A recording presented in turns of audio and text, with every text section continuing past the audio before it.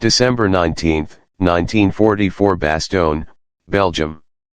Snow fell thick and heavy, blanketing the Ardennes forest in a deathly white silence. The small Belgian town of Bastogne was frozen in time, its narrow streets choked with wounded men, broken trucks, and the smell of cordite and fear. Inside a makeshift command post, a cold, candle-lit cellar beneath a stone farmhouse, Brigadier General Anthony McAuliffe studied the map spread before him. His 101st Airborne Division, the Screaming Eagles, had been ordered to hold Bastogne at all costs. Now they were surrounded on all sides by General Heinrich von Luttwitz's Slei Panzer Corps tanks, infantry, artillery, 40,000 Germans to their 15. McAuliffe looked up as another shell screamed overhead, shaking dust from the rafters. "Ammo's running low, sir," said his adjutant, Major Harry Kinnard. "We've got maybe one more full day of artillery fire left. No winter gear, no resupply. The men are freezing." McAuliffe gave a weary smile. "Then we make every round count." Outside, soldiers of the 101st huddled in foxholes dug into the frozen ground. Temperatures had dropped to 10 below zero. Rifles jammed with ice. Food was rationed to half a biscuit a day. The wounded lay in barns with no morphine, wrapped in bloodied blankets. At dawn, a German messenger arrived under a white flag. He carried a typewritten note demanding the American surrender. McAuliffe read it once, then tossed it aside. "They want us to give up," he said, incredulous. "What do we tell them?" Kinnard asked. McAuliffe smirked, scribbled a single word on a piece of paper, and handed it back. "Nuts." The reply stunned the German envoy and electrified the men of Bastogne. Against all logic, they refused to yield. But as snow piled higher and supplies vanished, even defiance couldn't stop the inevitable. The Germans tightened their grip. Tanks rumbled closer each day. By December 22, Bastogne was a frozen coffin, isolated, bombarded, and on the verge of collapse. Somewhere far to the south, however, another man was already moving. General George S. Patton, commander of the U.S. Third Army, had just pulled off the impossible, turning his entire army 90 degrees north in the middle of the worst winter in decades. His goal, Bastogne.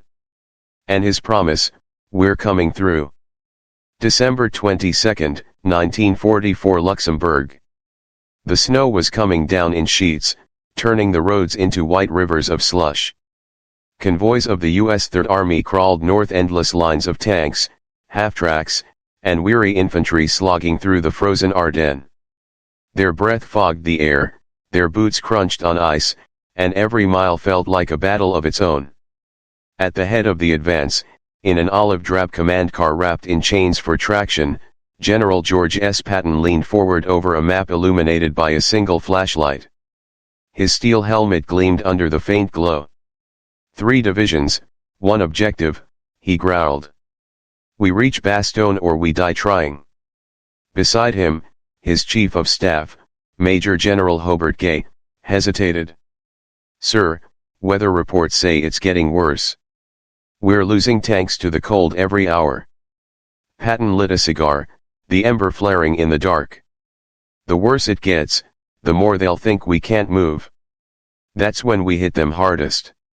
He was right and mad. In just 48 hours, Patton had executed what most commanders said was impossible, a 90-degree pivot of his entire army over 250,000 men through snow, ice, and chaos. They marched and drove non-stop, engines freezing solid, tracks cracking under the weight of frost. Mechanics lit fires beneath Sherman tanks just to thaw the engines. Every man knew what waited ahead. Bastogne. The Screaming Eagles. Surrounded. As night fell, Patton's column pushed deeper into the forest. The headlights cut through the blizzard, revealing twisted trees and burned-out vehicles from earlier battles. The men marched on, shoulders hunched, frost caked into their beards. One private muttered, "They said we're marching to save paratroopers." "Hell, who's gonna save us?" But word spread quickly down the line. Patton wasn't sending someone else. He was coming with them. At dawn on December 23, Patton stopped beside a snow-covered field and stepped out of his car. He looked to the north to the black smoke rising faintly beyond the trees. Somewhere out there, the 101st Airborne was holding on by sheer will. He turned to his chaplain, Colonel James O'Neill, and said, "We need a prayer for good weather." O'Neill hesitated. "A prayer for weather, sir?" Patton nodded. "If we're going to win this war, I need the Almighty on my side. Now write me a weather prayer." The next morning, every soldier in the Third Army received a small printed card. On one side was Patton's prayer.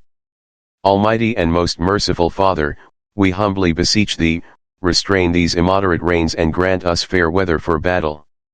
And on the other side, a personal message in Patton's unmistakable voice. "Men, this is where we separate the men from the boys. We're on our way to relieve the 101st and we're going to do it before Christmas." That night, the clouds began to break.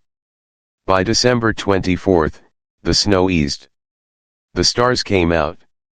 Allied pilots looked up from their frostbitten airfields and couldn't believe it. The skies were clear. Patton's prayer had worked.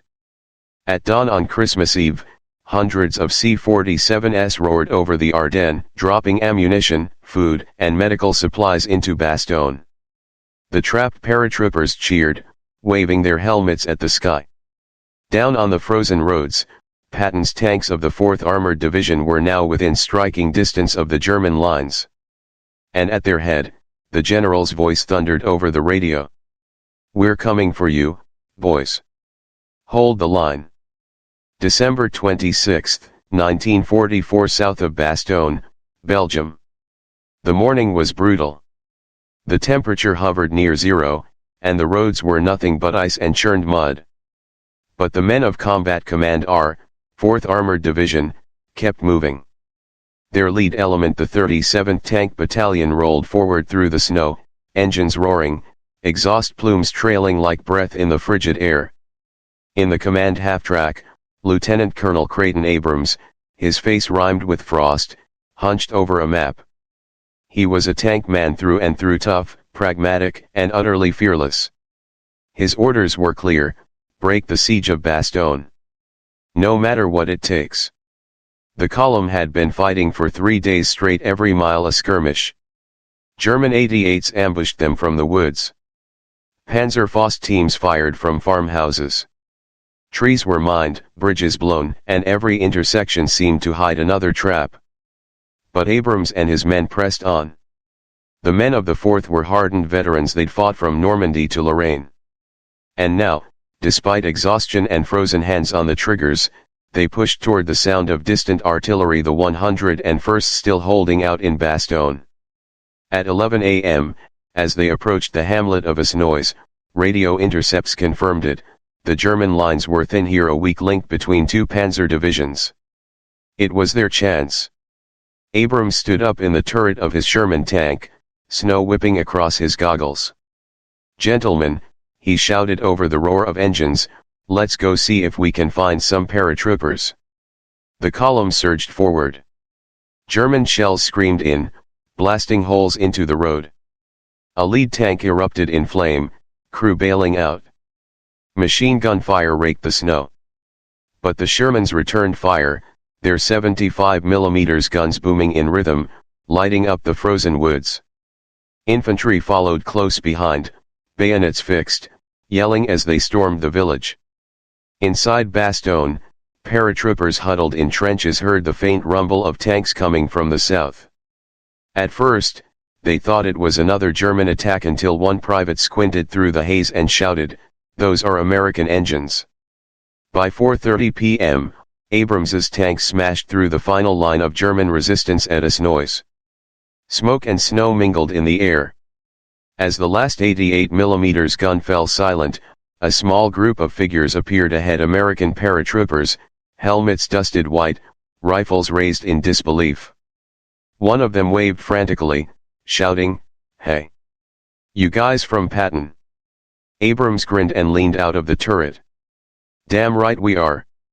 The first tank of the 37th Battalion rolled into Bastogne at dusk Christmas night. Soldiers from the 101st lined the road, cheering, some too weak to stand, others crying openly. Someone handed a tank crewman a bottle of cognac, another a Christmas ration of chocolate. Patton's men had done it. Against all odds through snow, ice, and fire they had broken the German siege. When word reached Patton's headquarters, the general simply nodded. Then he turned to his staff and said, "Well, gentlemen, looks like the 101st won't need saving after all." But his diary told another story.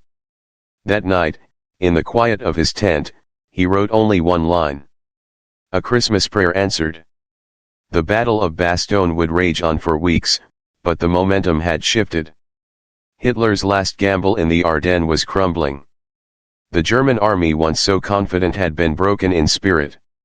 And in the freezing snow of Belgium, the legend of Patton's Third Army was born.